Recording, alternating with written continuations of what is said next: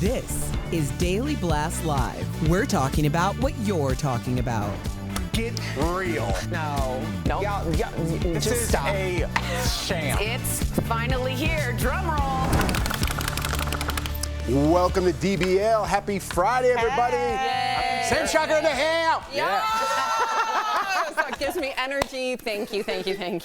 Yeah, wow. That's becoming a hit around here. Yeah, I don't know how much Rob. longer it's going to last, but on Friday, Friday. There's a lot of energy for both these two. I feel like they made us look bad. But maybe I was we're doing just the Raven Simone. Oh, And I yeah. thought you were tie-tie today, Erica. I am. I'm delirious. Oh, okay, got it. Yeah, That's because the we best way almost to be. done with the day. We might get Yeah. a happy hour after this. Yeah. Yes, mean, Erica Cobb. Yeah. All right. Let's go. now?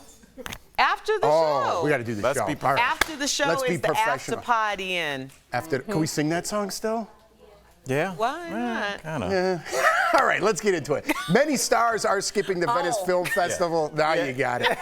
That's in Italy this week because of the strike, but some A-listers did make the trip. So George and Amal Clooney attended the DVF Awards last night. Amal was also honored with a Leadership Award. But everyone is talking about this slow-mo video of Patrick McDreamy Dempsey.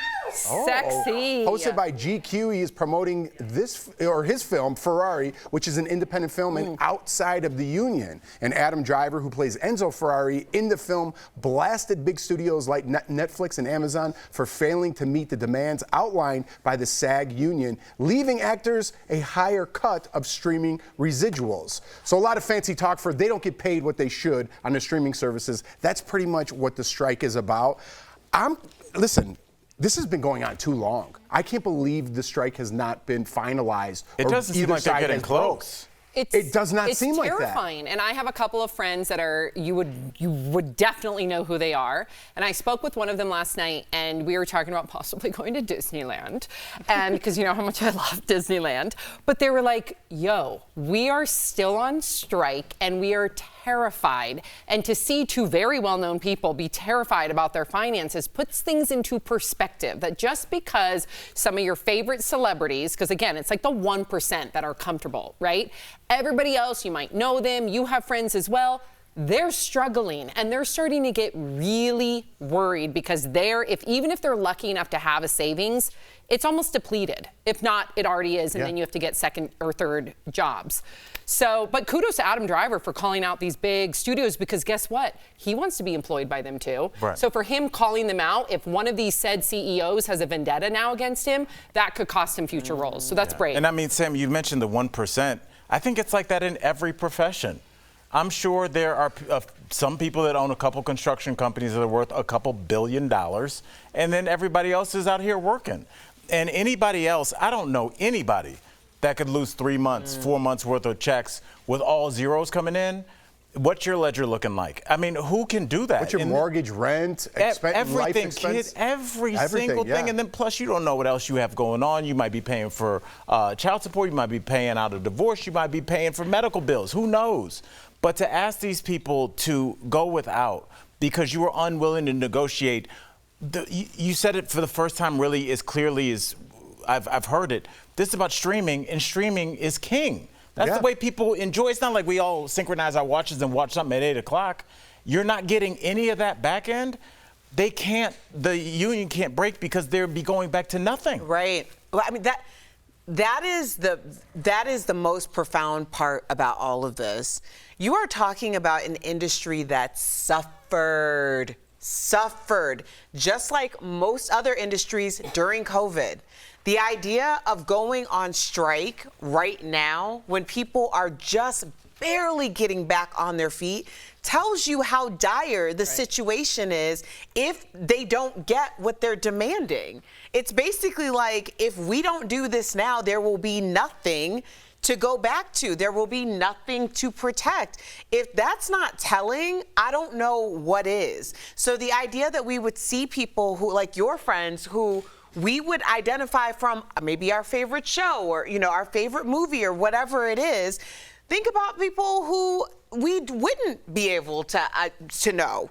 Where are they? They're Ubering, they're waitressing. What is happening? Yep. Are they still, California experienced a mass exodus during COVID. People were just coming back, if at all. So I really hope that people, the average person, understands, first of all, how dependent we are on all of these people when it comes to entertainment, how much we truly appreciate these mediums, and it's going to take the average person speaking out on behalf of the industry as well. It's a scary situation. It's a weird, there's a resentment that we have for the people that entertain us, and we see that even in sports, yes, Jeff. Whenever some guys are like, hey, I want to get paid more money, the owner he owns, 2 stadiums. I would like to get more money on my contract. What's the first thing the fans, these players are so greedy.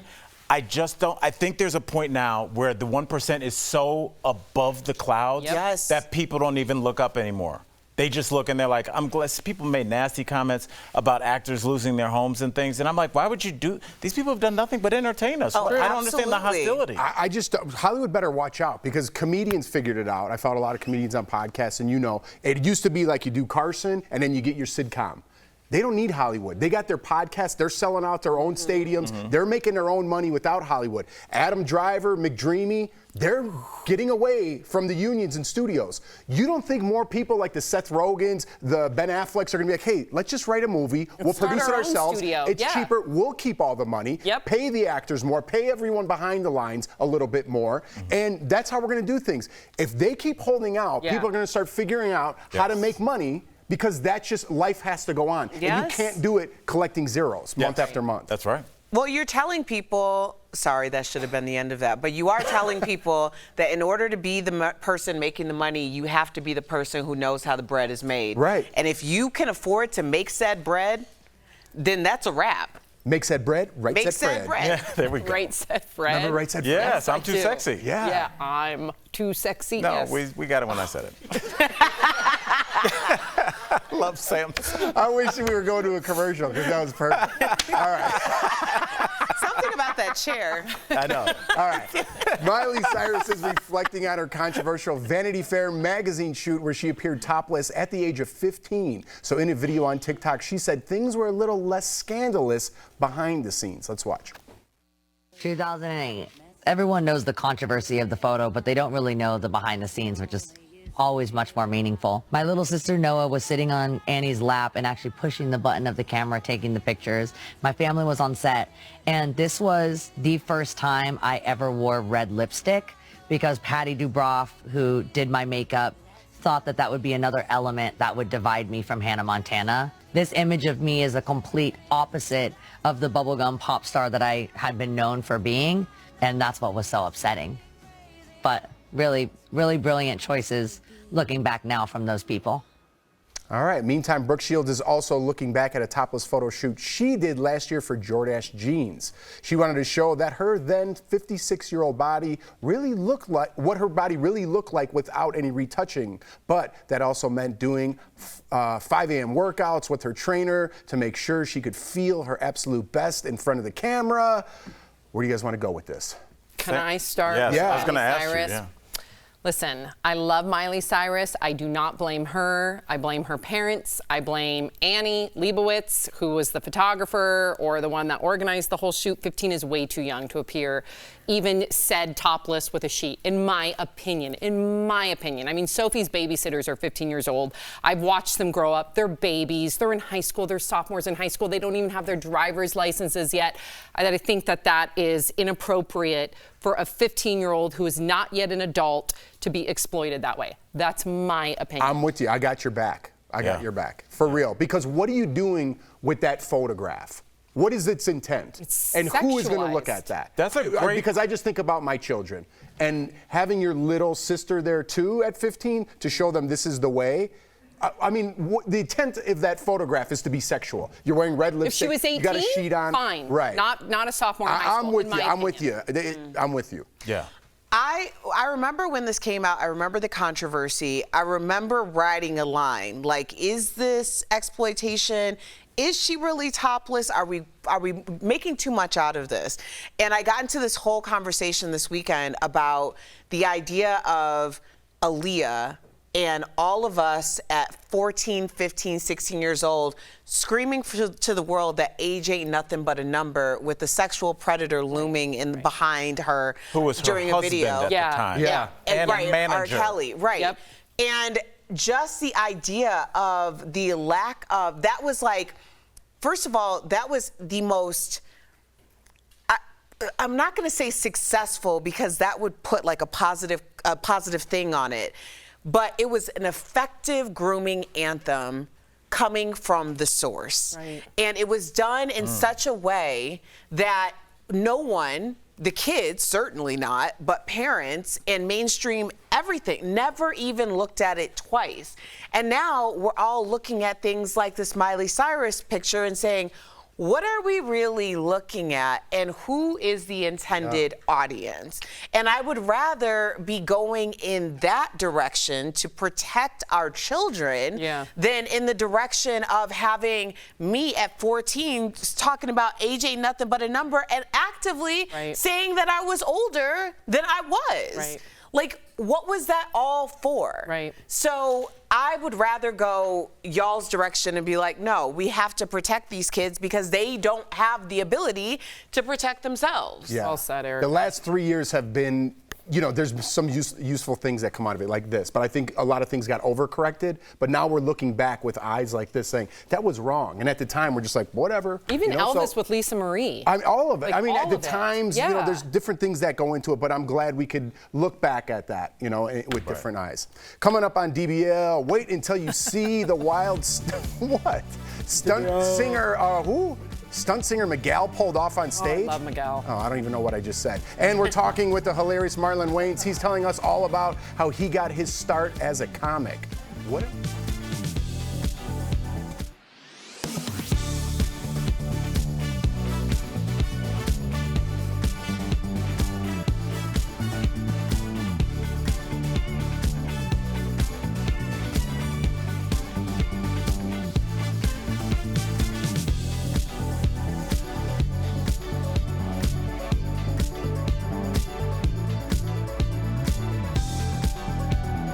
I think Jeff asked a question that we should always ask when there's ever any television show with kids. And hopefully the answer is easy. But who is this for? I told you guys, I said that with toddlers and tiaras and all these. Like, I always go, I've met a lot of people. Yeah. Have I ever met anybody, Erica and Anthony, saying, oh, we can't have dinner tonight, we're rushing home to watch toddlers and tiaras? How many people do you know are diehard 4-year-olds on a catwalk wearing a two-piece? Crazy. Who is that show for? Crazy. Who are some of these shows that we just accepted were very strange. Yeah. And we can leave it at that because everybody, but yeah, you want to talk about pro-life, protecting kids, like this is the start of it. Absolutely. You know, it's the tip of the iceberg. And I just look at Annie Leibovitz, and I know she would say, oh, it's art. And we're trying to break the mold of her being seen as this Disney bubblegum pop singer. No, I don't care if it's art in your mind. You're a 40-year-old woman at the time. Right. How dare you? And how dare her parents? I'm sorry. And allow that. Let's expand her theory. Let's look at how that worked. The transition. How did Britney do? Right. How did all those kids that came out of that Disney World, the one that has the tattoo on her face? Which one? The tattoo? Amanda Bynes. Oh my gosh. Like Amanda all Bynes. of those kids, the young black kid Orlando Brown. He is clinically, it's allegedly he's having a lot of issues. Sad. It's there's a reason that all of these super talented kids are now writing books that say, "I'm glad my mom died." What would make you write that title? Yeah, You know? She probably grew up way faster. I think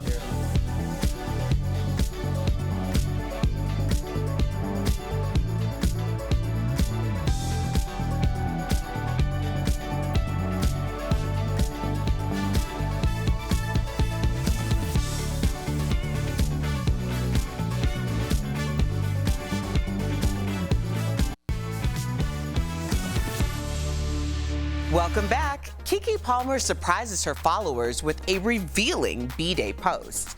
Which R&B singer shocks fans with an unbelievable stunt? And who's cruising into a smooth comeback?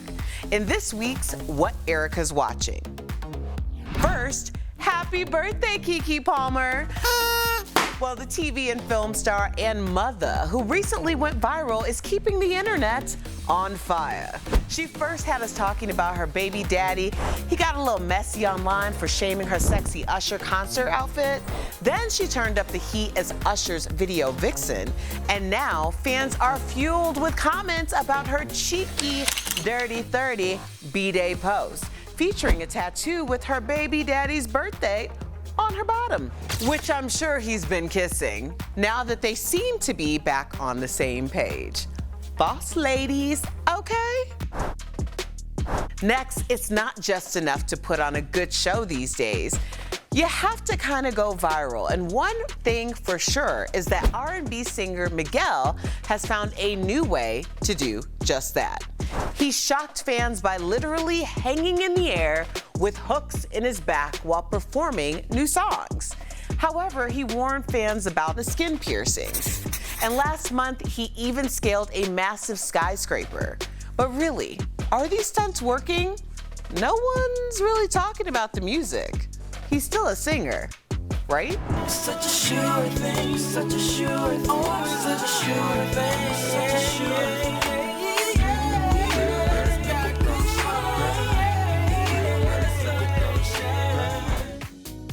And finally, Maxwell is taking fans on a ride for R&B lovers this Valentine's Day. He announced a 4-day cruise to the Bahamas featuring himself, of course, Lettucey, Music Soul Child, and more. Now that's how I like my R&B singers to hang, okay?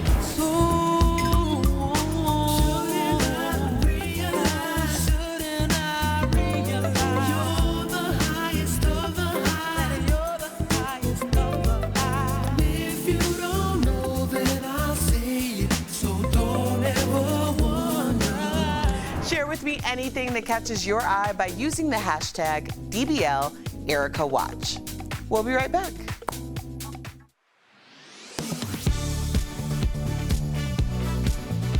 Most savvy consumers know warehouse clubs like Costco and Sam's Club have cheaper fuel. But is there any difference between the two? Let's verify. Is the gas quality the same at Sam's Club and Costco? Our sources, AAA, TopTierGas.com, and the Environmental Protection Agency, which sets gasoline regulations. According to AAA, all gas starts as a base fuel. Retailers take this base fuel and add a different blend of additives. The additives clean and protect the engine of a car. In 1990, the EPA required all gas retailers to use a minimum level of additives to keep an engine clean. But in 2004, some automakers decided these additives just weren't cutting it and established a gas standard called Top Tier Gas, which requires more additives, mainly detergents. AAA put Top Tier Gas to the test using an independent lab, and the results show Top Tier Gas does make a difference. After about 4,000 miles, testers found that Top Tier Gas caused 19 times fewer carbon deposits in engines. It's definitely going to be better for your engine than not. That's what the research has found. And when I asked the EPA, they agreed. Spokesperson Shayla Powell told me top-tier standards can provide useful benefits to consumers beyond the regulatory minimums. And that's where Sam's Club and Costco come in. Costco has top-tier gas. Sam's Club does not. We can verify no, the gas quality is not the same at Sam's Club and Costco. Costco is a top-tier gasoline retailer, meaning the fuel includes more detergents and keeps your engine cleaner over time.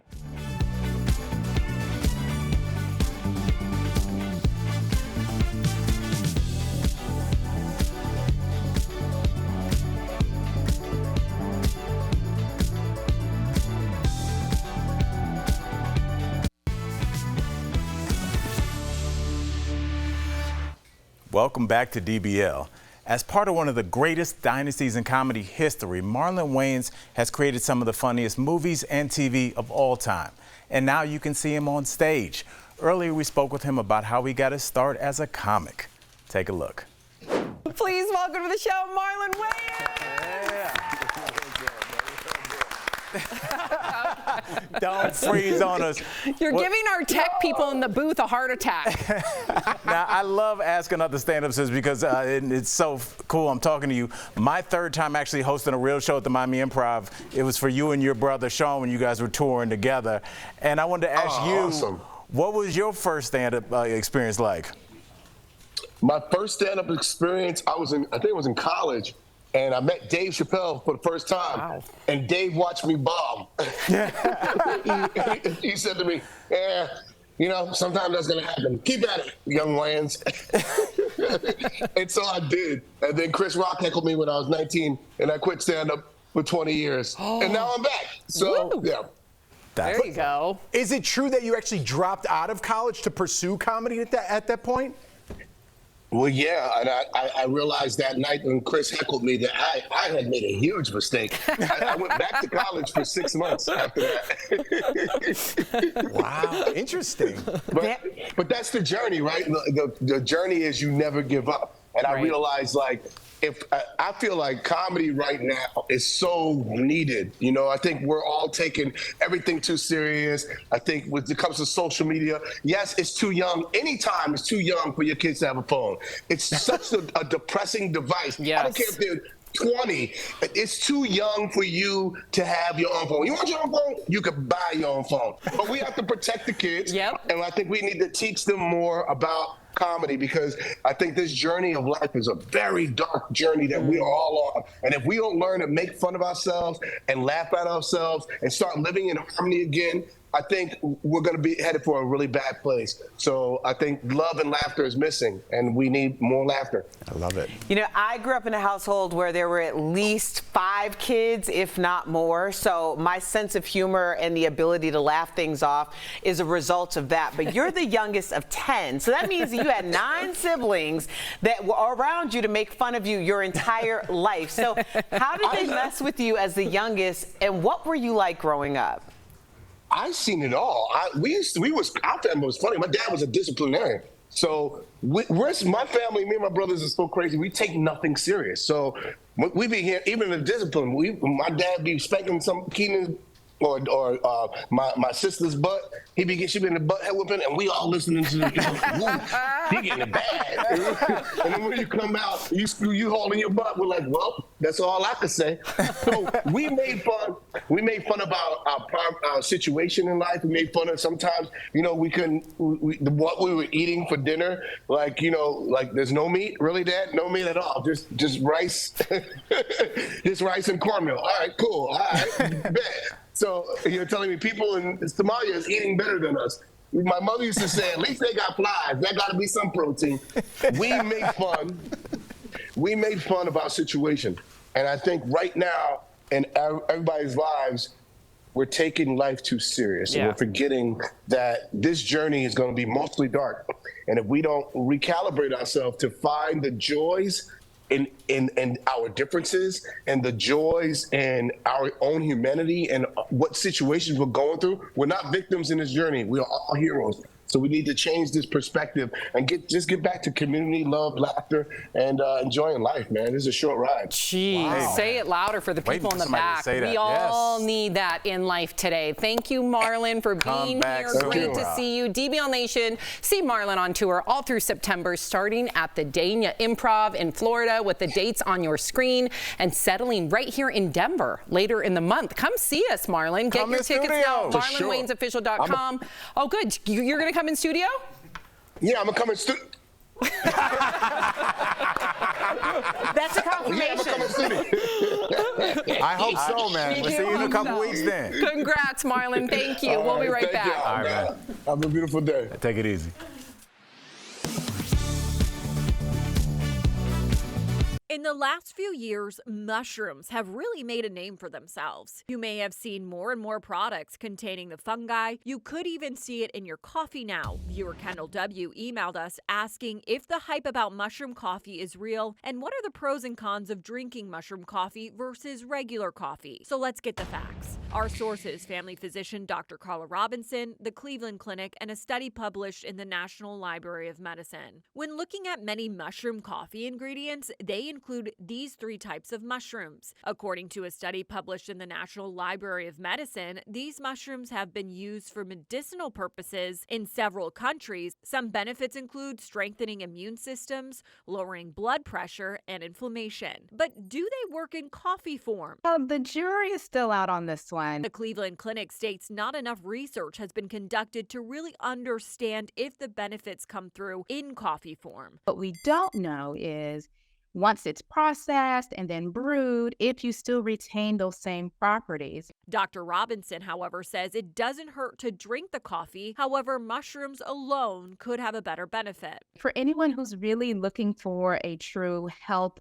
boost, I say it's probably safer at this point to just stick to, adding mushrooms into your salad, or maybe adding them into your diet in another way, or maybe supplement-wise. Another thing to think about is the price. This bag of mushroom coffee is double the price of your standard regular bag of coffee. The Cleveland Clinic also notes sometimes mushrooms can cause digestive issues, especially if you have kidney issues or trouble with grains. So they suggest talking to your doctor if you have those sensitivities. Either way, Dr. Robinson says mushrooms have many benefits, but more research needs to be done to really understand if the true benefits are in full effect when they are in coffee form. With your Verify Fact Check, I'm Megan Bragg.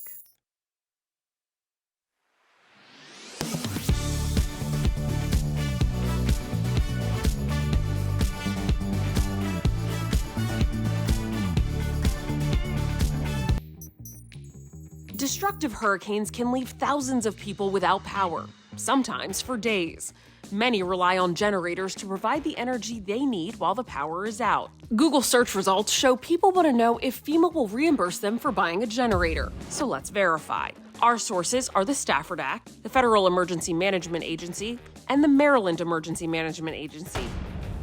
Under the Stafford Act, the president can enact 2 types of disaster declarations: emergency declarations and major disaster declarations. In order to qualify for individual assistance through FEMA, a state needs to receive a major disaster declaration.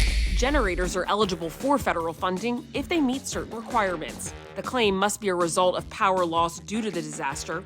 The claim must be made after a state of emergency is declared by the governor, but before power is restored, and the generator must be purchased or rented to power a medically required piece of equipment. So we can verify, yes, FEMA will reimburse you for buying or renting a generator, but only if you meet the eligibility requirements. With your Fast Fact, I'm Ariane Till.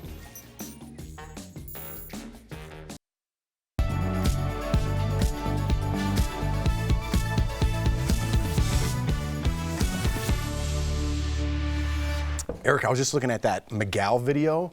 Yeah. That you did. Wow. Miguel. Miguel? Yes. What did I say? Miguel. I thought he was being fancy. That's like the way to identify your wife in the 1800s. I was being proper, like I was visiting Miguel. his household. Is Miguel home? Is Miguel.